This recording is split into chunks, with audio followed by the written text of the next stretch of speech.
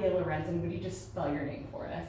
Abigail is Abigail, Lorenzen is Lorenzen. I'm not the operations director. This is why I say this. I'm the education coordinator for Right to Life of Northeast Indiana. Okay, so talk me through, Indiana legislators are back in session today for their special session. What does Right to Life Northeast Indiana have to say about the proposed legislation about abortion? The first draft of the bill that we saw released was one that was really disappointing to us. It was lacking a lot of safeguards that we were looking to have put in. And so as our legislators are meeting, especially our group from Northeast Indiana is such a wonderful set of legislators, a really great delegation from us. Hoping to see some amendments happening there, some wholesale changes to make sure that the abortion ban that goes through is really one that is safe, that's enforceable, that's looking out for our families in Northeast Indiana. The statement that we got from the head of Indiana Right to Life had talked about wanting more teeth, as you said, something to hold doctors accountable legally if they do perform abortions. Is that kind of what you're getting at? Yeah, so in general, it's bad lawmaking to pass a bill that's unenforceable, right? What is the point of that? But also, we want to make sure that the doctors who know what's going on in the course of an abortion, they know that they're ending an innocent human life, and they're making a profit off of it. And so we want to be sure that they're not doing this to make money off of women who are in crisis pregnancies. That's not moral. It's not something that we want happening in Indiana. And so to have some sort of a penalty written into the law is really important because of that, to make sure that this law isn't being skirted, and that places where the prosecutors maybe themselves lean a little more liberally are still following the laws that are on the books in Indiana. Otherwise we get anarchy, and that's obviously not helpful to anyone. Talk to me, you had talked to one of our reporters recently about the special session. You said that Right to Life with Northeast Indiana is also in support of another bill, correct me if I'm wrong, that would support families. Talk me through that. What kind of support would be there for people here in Northeast Indiana? Yeah, so there's two bills going through at once in this session. There's SB 1, which is the abortion ban that everyone's talking about the most, and then SB 2 is that support bill. So the idea, and I believe the number is $45 million is being set aside in that bill to go to families who need support. So our societies are built on strong families, and so that's the goal of that bill, to support families who are growing, to make sure that they're strong and stable and healthy. And in Northeast Indiana especially, we have a lot of wonderful nonprofits that work to that end.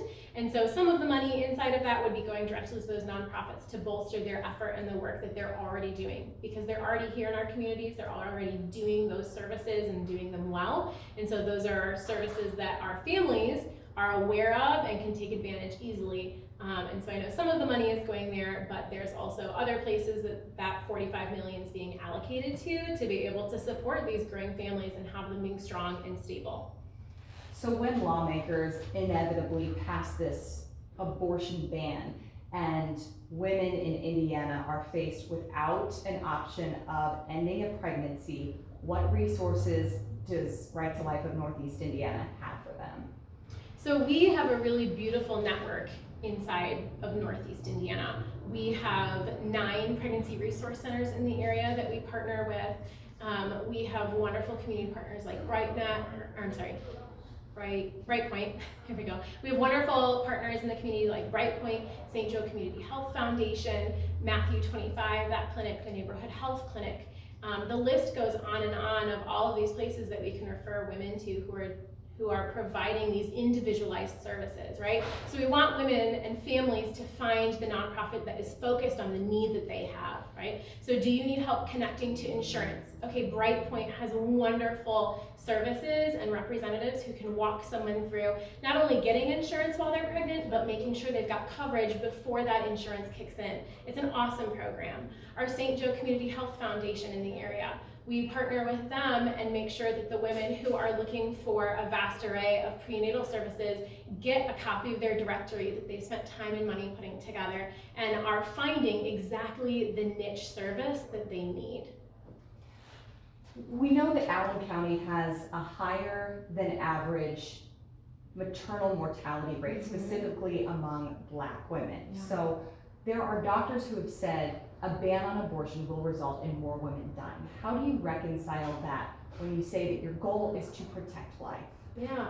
What we see in countries across the world is that countries who have legalized abortions actually have higher maternal death rates than countries who don't have legalized abortion. And part of that is because when abortion is legal, that becomes the solution for things. So if a mom is in a high-risk pregnancy, the solution is to abort. In countries where that's not an approved method, then the doctors are looking harder at how do we actually fix the situation? How do we actually save mom? And so more care goes to those moms because there's not an easy fix for it. So that is our goal, is to have good health care that actually looks at the root of the problem and says, how do we solve this problem instead of just eliminating one of the people inside of the crisis pregnancy. Okay. Is there anything that I didn't ask that you wanted to talk about? When is this airing? Today.